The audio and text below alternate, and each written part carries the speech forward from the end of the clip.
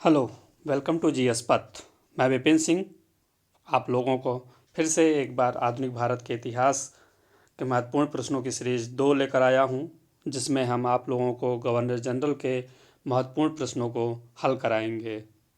आप लोग हमारे चैनल जी पथ को सब्सक्राइब कर दें और वीडियो को लाइक और शेयर ज़रूर करें, ताकि आपके साथ साथ आपके अन्य मित्रों को भी इस वीडियो का फ़ायदा मिले। चलिए पहला क्वेश्चन करते हैं सीरीज 2 का। प्रश्न है, कलकत्ता में एशियाटिक सोसाइटी की स्थापना के समय बंगाल का गवर्नर जनरल कौन था? देखिए, कलकत्ता में एशियाटिक सोसाइटी की स्थापना हुई थी। एक पहला क्वेश्चन यहाँ से सही हो गया। तो बंगाल का गवर्नर जनरल उस समय कौन था? ऑप्शन है Lord Cornwallis, B Lord Warren Hastings, C Lord Wellesley, D Lord Bentinck. कौन सा ऑप्शन सही होगा? देखिए, एशियाटिक सोसाइटी की स्थापना के समय बंगाल का गवर्नर जनरल कौन था? Lord Warren Hastings. Answer B सही होगा। चलिए दूसरा क्वेश्चन। सुरक्षा प्रकोष्ठ की नीति संबंधित है। सुरक्षा प्रकोष्ठ की नीति किससे संबंधित है? वारेन हेस्टिंग्स से, कि लॉर्ड डलहौजी से, हेनरी लॉरेंस से, लॉर्ड हेस्टिंग्स से। सुरक्षा प्रकोष्ठ की नीति किससे संबंधित है? आंसर क्या होगा? A is the right answer. Warren Hastings से। सुरक्षा प्रकोष्ठ वारेन हेस्टिंग्स से संबंधित है। लॉर्ड वेलेस्ली का भी संबंध है, लेकिन लॉर्ड वेलेस्ली ऑप्शन में नहीं है, इसलिए वारेन हेस्टिंग्स ही एक ही विकल्प सही होगा। चलिए अगला प्रश्न। निम्नलिखित में किसने बंगाल में द्वैध शासन प्रणाली को समाप्त किया? द्वैध शासन प्रणाली, डुअल गवर्नमेंट को समाप्त किसने किया था? ऑप्शन है Robert Clive, B lord Cornwallis, C Warren Hastings, D उपयुक्त में से कोई नहीं। कौन सा ऑप्शन सही होगा? द्वैध शासन को समाप्त किसने किया था? इसका आंसर क्या है? C Warren Hastings. Warren Hastings ने बंगाल में द्वैध शासन प्रणाली को समाप्त किया था। अगला प्रश्न। किस गवर्नर जनरल पर महाभियोग का मुकदमा चलाया गया? इसमें ऑप्शन है Warren Hastings, B Lord Clive, C Lord Cornwallis, D Lord Wellesley. तो कौन सा ऑप्शन सही होगा कि जिस पर महाभियोग का मुकदमा चलाया गया था? तो ऑप्शन में आंसर सही है A is the right answer, कि वारेन हेस्टिंग्स ऐसा गवर्नर जनरल था जिस पर महाभियोग का मुकदमा चलाया गया था इंग्लैंड में। क्यों चलाया गया था? किसके अन्यायपूर्ण तथा निरंकुश कार्यों के कारण इस पर जो महाभियोग चलाया गया था, जो 1788 से 1795 ईस्वी तक ब्रिटिश संसद में महाभियोग चलता रहा था। अगला प्रश्न। भारत में न्यायिक संगठन की स्थापना किसने की? न्यायिक संगठन की स्थापना किसने की? ऑप्शन है Lord Mayo, Lord Cornwallis, Lord Attlee, Lord Curzon. तो भारत में न्यायिक संगठन की स्थापना किसने की थी? आंसर सही होगा लॉर्ड कॉर्नवालिस। लॉर्ड कॉर्नवालिस ने न्यायिक संगठन की स्थापना की थी। दीवानी और फौजदारी न्यायालय के श्रेणीबद्ध संगठन के जरिए न्याय प्रदान करने की एक नई व्यवस्था की नींव अंग्रेजों ने रखी थी। तो इस व्यवस्था को वारेन हेस्टिंग्स ने आरंभ किया, लेकिन लॉर्ड कॉर्नवालिस ने इसे और सुदृढ़ बनाया। इसलिए ऑप्शन में न्यायिक संगठन की स्थापना जो है लॉर्ड कॉर्नवालिस के रूप में सही होगी। अगला प्रश्न है, भारतीय लोक सेवा का प्रवर्तन किसने किया? भारतीय लोक सेवा का प्रवर्तन किसने किया? ऑप्शन है बेंटिक के शासनकाल में, कॉर्नवालिस के शासनकाल में, कर्जन के शासनकाल में, डी डलहौजी के शासनकाल में। तो भारतीय लोक सेवा का प्रवर्तन किसके कार्यकाल में किया गया था? आंसर होगा B is the right answer, Cornwallis के शासन काल में। लॉर्ड कॉर्नवालिस को जो है भारतीय लोक सेवा का प्रवर्तक माना जाता है। अगला प्रश्न। लॉर्ड कॉर्नवालिस की कब्र कहाँ स्थित है?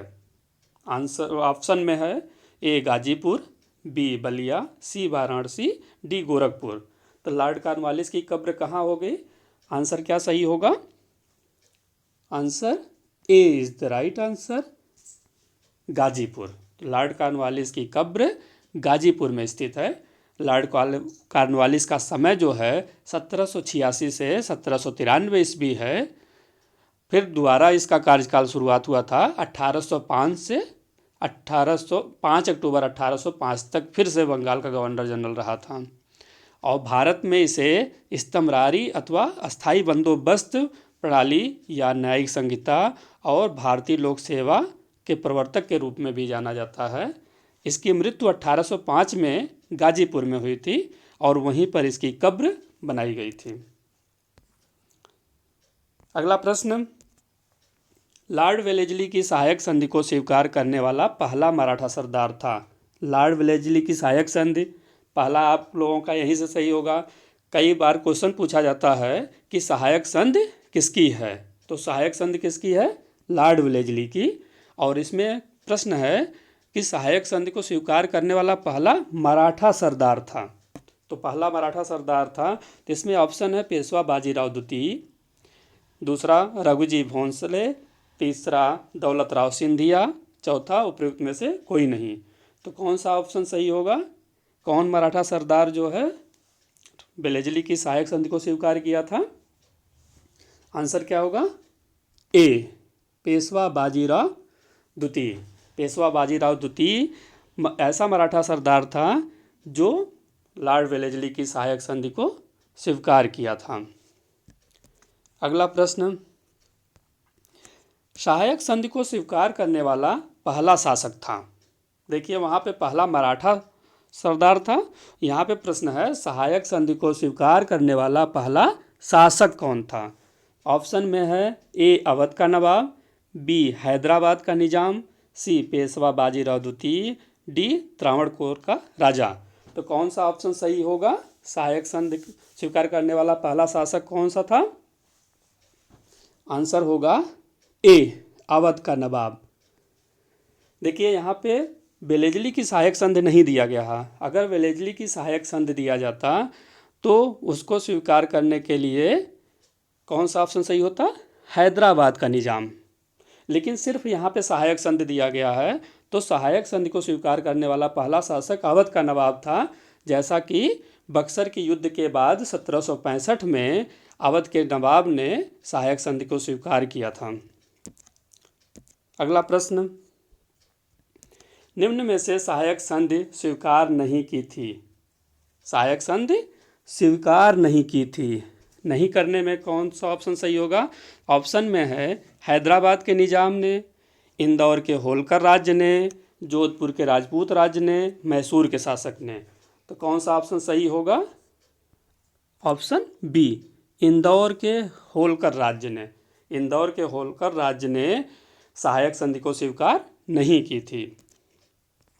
अगला प्रश्न, निम्नांकित युग्मों में से कौन सा सही सुमेलित नहीं है।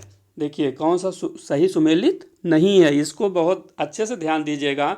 कई बार क्वेश्चन पूछता है कि नहीं है, लेकिन लोग ऑप्शन लगा के आ जाते हैं कि जो सुमेलित होता है, इसलिए आपके आंसर गलत हो जाते हैं। इसलिए क्वेश्चन को बहुत ध्यान से पढ़िएगा कि देखिए उसमें लिखा है कि सही सुमेलित है या सही सुमेलित नहीं है। तो यहाँ पे प्रश्न है कौन सा सही सुमेलित नहीं है। इसका मतलब पहले आप लोग छांटिए कि कौन से सही सुमेलित हैं। तो इसमें ऑप्शन में है बक्सर का युद्ध जिसमें 1764, ये राइट आंसर होगा। बी सहायक संधि 1863, क्या ये सही है? अगर नहीं आ रहा है तो अभी इसको छोड़ दीजिए ऑप्शन को।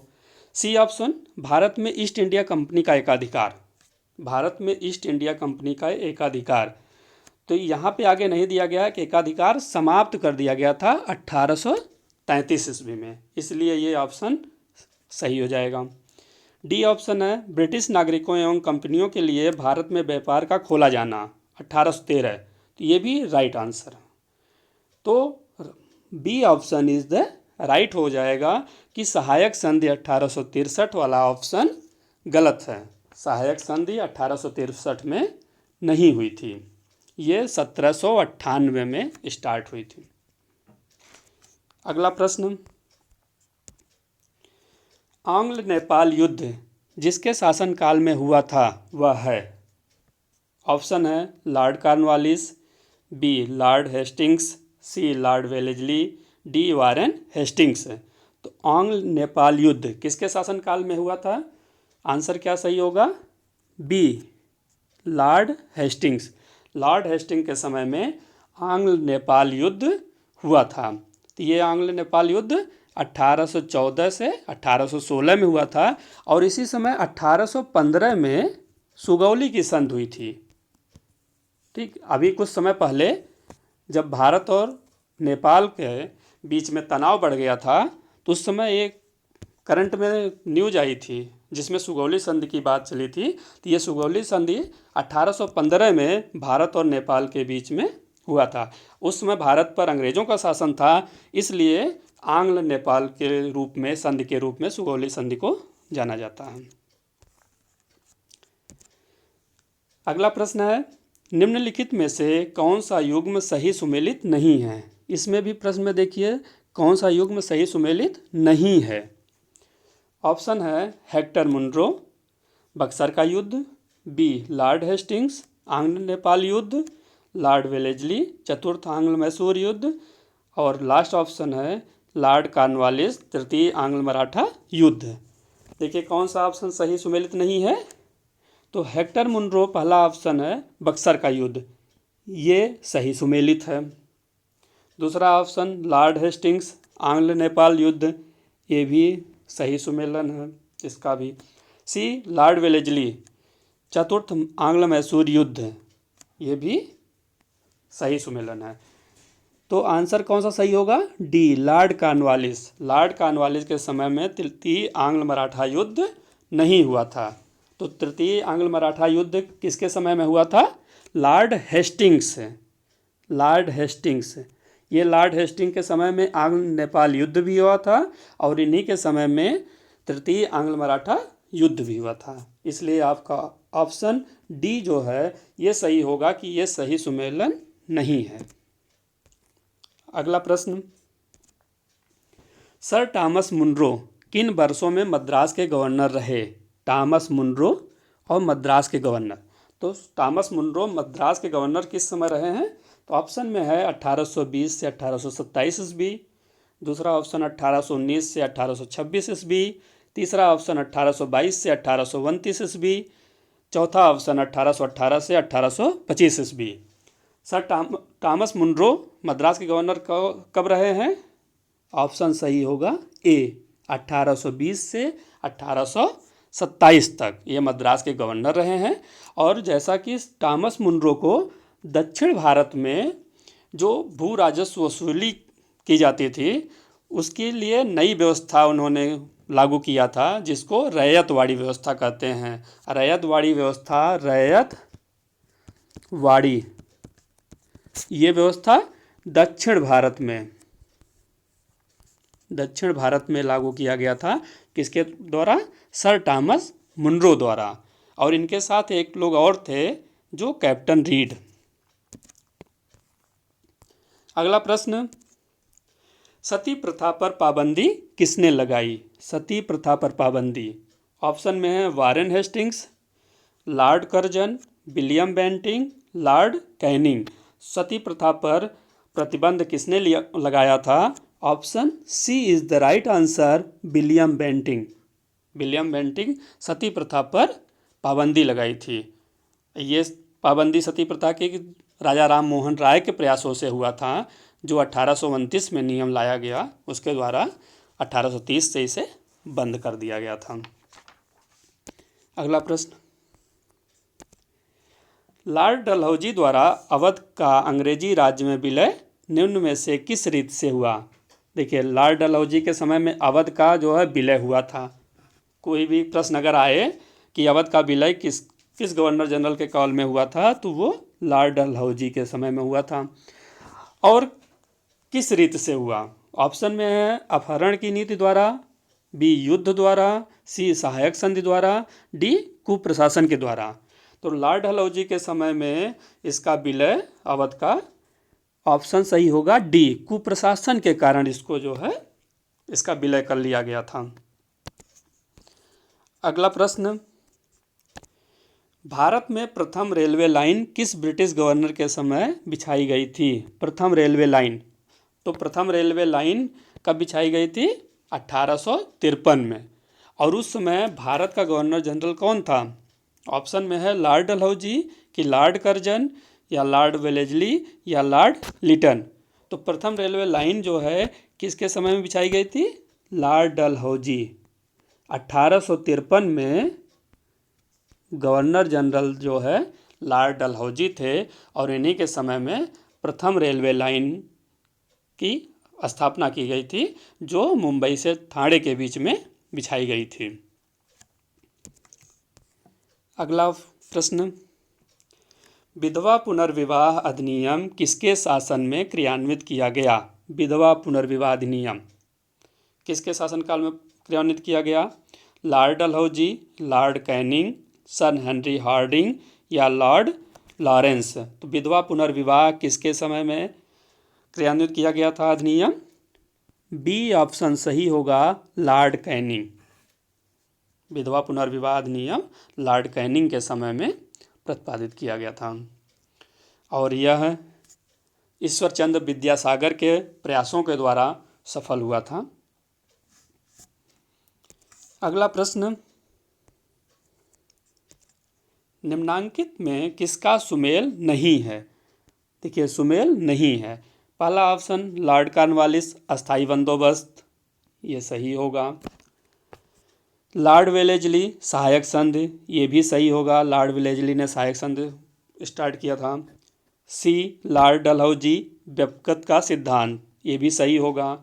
डी ऑप्शन लॉर्ड कैनिंग उच्चतम निष्क्रियता, ये आंसर जो है आपका गलत है। लॉर्ड कैनिंग के समय में उच्चतम निष्क्रियता नहीं हुआ था, इसलिए आपका आंसर डी सही होगा कि ये सही सुमेलन नहीं है, क्योंकि उच्चतम निष्क्रियता या इसको चतुराईपूर्ण निष्क्रियता भी कहते हैं, यह नीति किसकी थी?